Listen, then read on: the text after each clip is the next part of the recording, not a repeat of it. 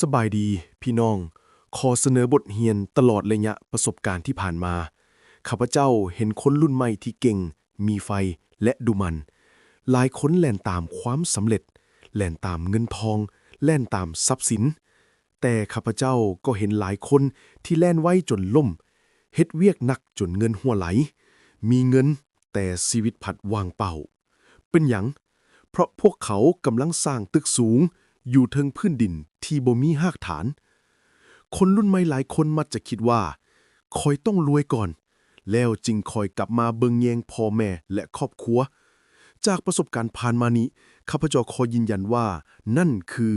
การคิดปิ้นทางที่อันตรายที่สุดความจริงก็คือท่านบ่สามารถหังมีได้อย่างยืนยงถ้าหากท่านบ่มีความกตัญญูความสำเร็จที่แท้จริงบ่แม่นการหาเงินได้หลายที่สุดแต่มันคือการมีวินัย